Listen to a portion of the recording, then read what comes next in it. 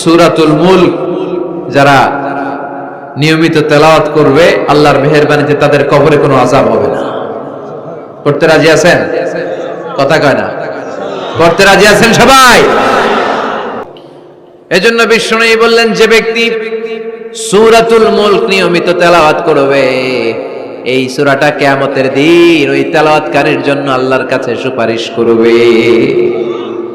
এখানেই শেষ নয়, বিষ্ণু বললেন খাসামাত আন সাহিবিহা, এই সূরা যে তেলাওয়াত করবে তার পক্ষে আল্লাহর সাথে এই সূরাটা দাঁড়িয়ে তার পক্ষ নিয়ে আল্লাহর সাথে তর্ক করবে, ঝগড়া করবে। আল্লাহ তুমি ওরে জান্নাত দিবা না কেন, ওরে মাফ করবা না কেন, তুমি না গফুর, তুমি না গফফার, তুমি না রহিম, তুমি না রহমান, তুমি মাফ করে দাও। ও মিয়া, সুপারিশ করতেছে কে? সূরাতুল মুলক। সুবহানাল্লাহ কইবেন না? কতক্ষণ এই তর্ক আল্লাহর সাথে সে চালাবে? হাত্তা আদখালাহুল্লাহুল জান্নাহ, যতক্ষণ না আল্লাহ তার জান্নাতে না ঢুকায়। এখানেই শেষ নয়, বিষ্ণু বললেন মান ক্বারাআ বিহা ফি লাইলাতিন ফাকাদ আকসারা ওয়া আতাবা, রাত্রি বেলায় যে এই সূরাটা তেলাওয়াত করবে পুরো রাতটাকে বরকতময় করে দিবে কে? এজন্য বিশ্বনবী বলেন, আমি চাই আমার সব উম্মত এই সূরাটা মুখস্থ করে নেক। আমার চাই আমার ছোট বড় আবাল বৃদ্ধ বনিতা সব উম্মতের হৃদয়ের মধ্যে এই সূরাটা গাঁথা থাক, মুখস্থ থাক, হিফজ করা থাক। আমরা বিশ্বনবীর উম্মত না? কথা কন। নবীর এই আশাটা আমাদের পালন করার দরকার আছে না নাই? আমরা কি পারি না এই সূরাটা মুখস্থ করে রাখতে? মাত্র 30 আয়াত, প্রতি মাসে কয়দিন? প্রতিদিন এক আয়াত করে মুখস্থ করলে লাগে কয়দিন? প্রতিদিন এক আয়াত করে মুখস্থ করলে 30 দিনে এই সূরা মুখস্থ করতে রাজি আছেন? সবাই রাজি আছেন তো? মনে থাকবে? নেক্সট টাইমে নেক্সট ইয়ারে আসলে জিজ্ঞেস করব যে সূরা মুলক মুখস্থ হয়েছে কিনা। হ্যাঁ, মনে থাকবে তো? আল্লাহ তুমি তৌফিক দাও। এই সূরাটা পড়লে আল্লাহ আপনার দৃষ্টি শক্তিকে খুলে দিবে। আপনার চোখের সামনে কোনো পর্দা থাকলে পর্দাটা সরে যাবে, আপনি আল্লাহর মাহাত্ম্য বুঝতে পারবেন, আপনি আল্লাহরে চিনতে পারবেন, আপনি আল্লাহর অস্তিত্ব টের পাবেন। সুবহানাল্লাহ পড়েন।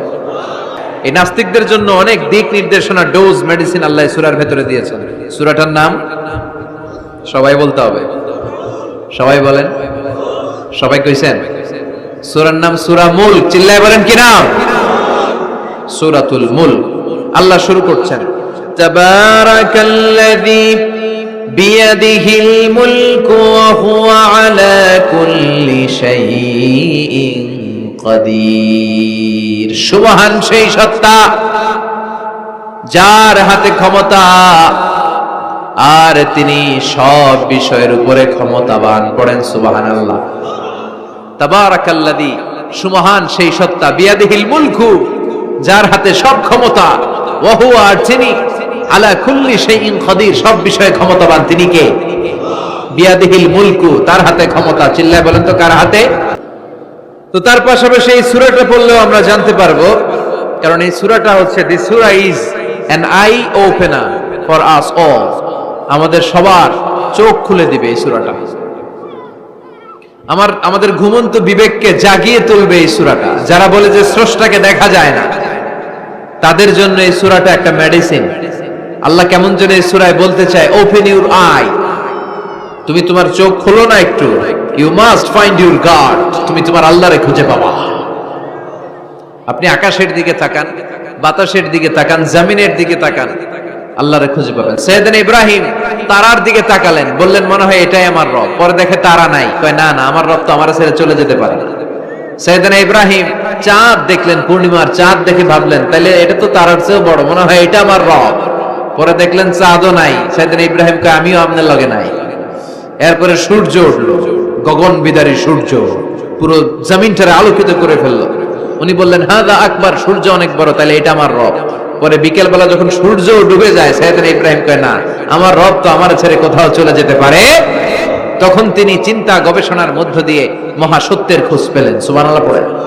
মহাসত্য হচ্ছেন একজন, চিৎকার করে বলতে হবে তিনি কে? নাস্তিকদের কিভাবে আপনি বুঝাবেন? একটা ঘটনা বললে চমৎকার বুঝতে পারবেন। কুফা নগরীতে এক নাস্তিক ছিল, সে এরকম বলতো, যেটা দেখি না ওইটা মানি না। সবাই বলে আমাদের একজন ইমাম আছে, ওনার নাম নু'মান, ইবনু সাবিত, উনি তোমারে দেখায় ছাড়বে আল্লাহরে। সে বলে তাই, তাহলে ডাকো তো, তার সাথে আমি তর্ক করব। অ্যাপয়েন্টমেন্ট দেয়া হলো জুমার পরে ঠিক ভর দুপুরে 2টায়। নু'মান ইবনু সাবিত ওনার আসল নাম, ওনার লকব হচ্ছে আবু হানিফা। ইমাম আবু হানিফারে ছিলেন না, ইমাম আল আযম। উনি আল্লাহর পক্ষে নাস্তিকের সাথে লড়বেন, আর নাস্তিক আল্লাহর বিপক্ষে লড়বেন। সময় দেয়া হয়েছে জুমার সালাতের পর ভর দুপুরে 2টা। ঠিক সময় নাস্তিক এসেছে, হাজার হাজার মানুষ এসেছে, আসে নাই ইমাম আবু হানিফা। নাস্তিক তো রেগে মেগে আগুন, আমারে সময় দিয়ে উনি আসে নাই কেন, আসে না কেন? আধা ঘন্টা, 1 ঘন্টা, 1.5 ঘন্টা চলে যায়, আসে না। প্রায় 2 ঘন্টা পরে ইমাম আবু হানিফা দৌড়ে দৌড়ে আসলেন। নাস্তিক বলে, আপনার তো সময়ের কোনো জ্ঞানই নাই, আপনার সাথে কোনো তর্ক চলবে না। ইমাম আবু হানিফা বললেন, ইনদি উযর, আই হ্যাভ অ্যান এক্সকিউজ, আমার একটা এক্সকিউজ আছে। কি এক্সকিউজ? সাইয়েদনা ইমাম আবু হানিফা বললেন, আমি যখন ঘর থেকে বের হই, এই পথে আসার সময় আমাকে একটা নদী পার হতে হয়। কি পার হতে হয়? আজকে যে দেখি নদীর সামনে কোনো নৌকা নাই, মানুষ নাই, কেউ নাই, কেউ নাই। হঠাৎ দেখলাম নদীর পাশে বিশাল একটা বড় গাছ, গাছটা এমনি এমনি 2 ভাগ হয়ে গেল। গাছ থেকে এমনি এমনি কাঠ আর তক্তা বের হয়ে গেল, তক্তাগুলো এমনি এমনি জোড়া লেগে নৌকা হয়ে গেল। ওই নৌকা এমনি এমনি নদীর মাঝখানে এসে পড়লো, আর আমি উঠে বসলাম। মাঝি ছাড়া, লগি বৈঠা ছাড়া নৌকা আমারে এক টান মেরে নদীর ওপার নিয়ে গেল। এই কাজগুলো হতে হতে 2 ঘন্টা লেগে গেছে। কয় ঘন্টা? নাস্তিক কয়, তবে ইমামের মাথা খারাপ। নাস্তিক কি বলে? তোদের ইমামের মাথায় সমস্যা।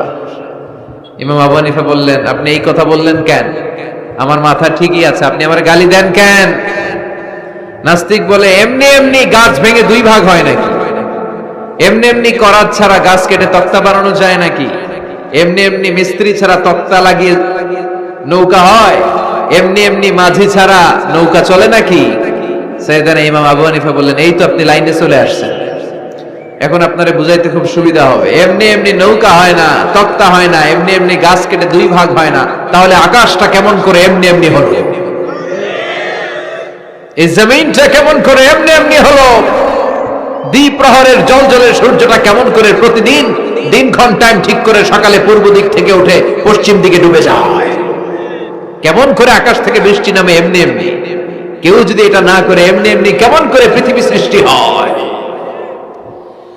নাস্তিকের ঘুমন্ত বিবেক এবার জাগ্রত হয়েছে, এবার সে চোখ মেলে তাকিয়েছে। সেজন্য এই পৃথিবীতে এখন নতুন এসেছে, সে নতুন করে আবার পৃথিবী দেখতে লাগলো। তাই তো? সুবহানাল্লাহ কইবেন না? তাই তো, এমনি এমনি তো কিছু হতে পারে না। There should be someone who is controlling everything. একজনকে থাকাই লাগবে যিনি মহাবিশ্ব নিয়ন্ত্রণ করছে। চিল্লায় বলেন, যিনি কে? নাস্তিক অবাক, তাই তো, আসলেই তো আমি একটা বোকা, আসলে আমি হাদারাম, আমি তো এইভাবে কখনো ভাবি নাই। ও ইমাম, আপনাকে শুকরিয়া, আপনার হাত দেন, আপনার হাতে চুমু খাই, আপনার হাতে হাত রেখে আমি শাহাদা বাক্য পাঠ করতে চাই, আপনি আমারে পড়িয়ে দেন লা ইলাহা ইল্লাল্লাহ মুহাম্মাদুর রাসূলুল্লাহ। কালিমা পড়ে মুসলমান হয়ে গেলেন। আল্লাহু আকবার। এজন্য নাস্তিকদের সাথে ওয়াজাদিলহুম বিল্লাতি হিয়া আহসান, হিকমতের সাথে কথা বলতে হবে। প্রজ্ঞার সাথে যদি আপনি একটা ভ্যালিড গ্রাউন্ড উপস্থাপন করতে পারেন, নাস্তিকরা আপনার সামনে দাঁড়াতে পারবে না। চিল্লায় বলেন ঠিক কিনা? তারা দিয়ে আমাদের আকাশটারে, মহাশূন্যটারে সুশোভিত করেছে কে? তারা চিনেন? চিনেন না? খালি আকাশের দিকে রাতে তাকালে কি দেখা যায়? তারা। রাতের বেলা তারার মেলা। এখন তো লাইটিং ফাইটিং এর যুগ, তারা চিনা যায় না। আগের লোকেরা তারা না দেখে কিছু করতে পারতো না। আগের মুরব্বীরা তারা দেখলেই বুঝতো কয়টা বাজে, ঘড়ি লাগতো না। আগের নাবিকেরা তারা দেখে তারা রাত কয়টা বাজে নির্ধারণ করে ফেলতো। সুবহানাল্লাহ পড়েন। কত ধরনের তারা আছে। শুক তারা নাম শুনছেন? ধ্রুব তারা শুনেছেন? সপ্তর্ষি মণ্ডল একটা আছে, অনেকে তারা চিনে না। গুটি গুটি গুটি গুটি 7টা তারা। কবরের জীবনটা আসল জীবন। বিশ্বনবী দোয়া করতেন, আল্লাহুম্মা ইন্না নাউযু বিকা মিন আযাবিল কবর। আল্লাহ, আমি আপনার কাছে কবরের আযাব থেকে পানাহ চাই, কবরের আযাব থেকে বাঁচতে চাই। এই কবরের মধ্যে অনেক ফিতনা হবে, অনেক সুয়াল হবে। কবরে প্রশ্ন আছে না নাই? কথা বলেন। প্রথম প্রশ্ন জিজ্ঞেস করা হবে, মার রব্বুক, তোমার রব কে? বলেন, আমাদের রব কে? ওমা দীনুক, তোমার ধর্ম কি? বিষ্ণুনবীর চেহারা দেখিয়ে বলা হবে, তারিফু মান হাযার রাজুল, এই লোকটারে চিনো? আমরা কি বলবো? আমরা চিনি, উনি আমাদের প্রিয় রাসূল মুহাম্মদুর রাসূলুল্লাহ সাল্লাল্লাহু আলাইহি ওয়াসাল্লাম। এরপরে জিজ্ঞেস করা হবে, এগুলো কোত্থেকে শিখলা? আমরা বলবো কোরআন থেকে। ফায়ুফসাহু লাহু কবরুহু ৭০ যিরাআন, এই সুন্দর সুন্দর উত্তর করতে পারলে আপনার কবরটারে ৭০ হাত লম্বা করে দেয়া হবে। ইফতাহু লাহু বাবুন ইলাল জান্নাহ, জান্নাতের দিকে একটা দরজা লাগিয়ে দেয়া হবে। ইউলবাসু মিন লিবাসি আহলিল জান্নাহ, জান্নাতীদের পোশাক পরিয়ে দেয়া হবে। জান্নাতের পোশাক কেমন হবে জানেন? রেশমের পোশাক। ওয়া লিবাসুহুম ফিহা হারির, the dress will be in Jannah with fine green silk with the gold embroidery. জান্নাতে যারা থাকবে তাদের পোশাক হবে পাতলা সবুজ রঙের রেশমের কাপড়ের পোশাক, যেটার মধ্যে গোল্ডের, স্বর্ণের ডিজাইন করা, এমব্রয়ডারি করা থাকবে। ওই পোশাক পরিয়ে দেওয়া হবে। আর বলা হবে নাম কান্নাউমিল আরুস, বাসর রাতে জামাই যেমনি আনন্দে ঘুমায় তুমিও ঘুমাও। দুনিয়াতে অনেক কষ্ট সহ্য করছো, দুনিয়াতে পুলিশের দৌড়ানি, র্যাবের দৌড়ানি, আছে না নাই? ইসলামের পক্ষে যারা কথা বলে নিজ এলাকায় পরবাসী, আছে না নাই? আহা, মামলা হামলা, ঝক্কি ঝামেলা ঝুঁকি একটার পর একটা, তার পিছু ছাড়ে না। সে ঘুমাইতেও পারে নাই, চিল্লায় বলেন ঠিক কিনা? আনন্দের ঘুম আমরা সেদিন দেব ইনশাআল্লাহ। ঘুমেন না? নাম কানাউমিল আরুস, বাসর রাতে বর যেমনি কনেকে নিয়ে ঘুমায় ঘুমাও। দুনিয়াতে ঘুমাইতে পারো নাই, দুনিয়াতে খালি দৌড়াইছো। কি করছো? দৌড়ানির উপরে ছিল। আজকে দৌড়ানি নাই, আজকে দৌড়ানি হবে ওই দলে। কথা কন। যারা ইসলামের পক্ষে ছিল না, আজীবন ইসলামের বাঁশ দিয়েছে, আজকে ওদেরকে বাঁশ দেওয়ার পালা। সেদিন হিসেব উল্টে যাবে। কথা বলেন। এবার ওদেরকে প্রশ্ন করা হবে, তুই ক মার রব্বুক, কয় আমি জানি না। কি জানোস? কয় কিছুই জানি না। কি যে জানি না ওইটাও জানি না। দ্বিতীয় প্রশ্ন, ওয়ামা দীনুক, তোর ধর্মের নাম কি? কয় জানি না। ফেরেশতারা কয় আর প্রশ্ন বাকি একটা, তারপরে আমগো খেলা শুরু। ওমান হাযার রাজুল, do you know this person? দেখো তো এই লোকটারে চিনা চিনা লাগে কিনা। কয় না, চিনি না, আমি কিচ্ছু জানি না, আমি কিচ্ছু মনে করতে পারছি না। খালি আমি মদ খাইতাম আর চিয়ার্স করতাম, এটা মনে আছে। আমি ইসলামের বিরুদ্ধে দৌড়াতাম, ইসলামের পক্ষের শক্তির উপর হামলা চালাতাম, এগুলো মনে আছে। কোরআনের বিরুদ্ধে ছিলাম, ইসলামের বিরুদ্ধে ছিলাম, বিশ্বনবীর বিরুদ্ধে ছিলাম। বিশ্বনবীর বিরুদ্ধে আমি বিষোদাগার করতাম, ইসলামের বিরুদ্ধে আমি জনপ্রচারণা চালাতাম। আজীবন আমার জীবনটারে আমি কাটিয়েছি ইসলামের বিপক্ষে। সুদ, ঘুষ, দুর্নীতি, যৌতুক, মদ ছিল আমার নিত্য সঙ্গী। আমি কিচ্ছু মনে করতে পারছি না, আমার ধর্ম নাই, আমার কিছুই মনে নাই। ফেরেশতারা বলবে ঠিক আছে, এবার আমগো খেলা শুরু। ফায়ুতরাকু বিমাতারিকা মিন হাদিদ, লোহার হাতুড়ি দিয়ে এবার ওর পিটানো শুরু হবে। পিটাতে পিটাতে ওর গায়ের গোশত আর মাসেলগুলো থেতলে ফেলা হবে। ইয়কালু লিল আরদি ইলতাইমি, জমিনকে বলা হবে চাপ দাও। ফাতাখতালিফা আদলাউ, ওয়াল আয়াযু বিল্লাহ। কবরের এক পাশের মাটি আরেক পাশের মাটি এমন ভাবে চাপ দিবে, ডান পাশের পাজরের হাড় বাম দিকে ঢুকে যাবে, বাম দিকের হাড়টি ডান পাশে এসে যাবে। ওর চিৎকারে পুরো কবরস্থানটা থারথার করে কাঁপবে। ওরে বাঁচানোর তখন কেউ থাকবে না। ওর ক্ষমতা, ওর দাপট, ওর হুঙ্কার, ওর অহংকার ওরে বাঁচাতে পারবে না। চিল্লায় বলেন ঠিক কিনা? হাত্তা সা, কিয়ামত পর্যন্ত, কিয়ামত পর্যন্ত এই দুর্বিষহ জীবন সময় তার কাটতেই থাকবে। আল্লাহ, কবরের এই আযাব থেকে তুমি আমাদেরকে বাঁচাও।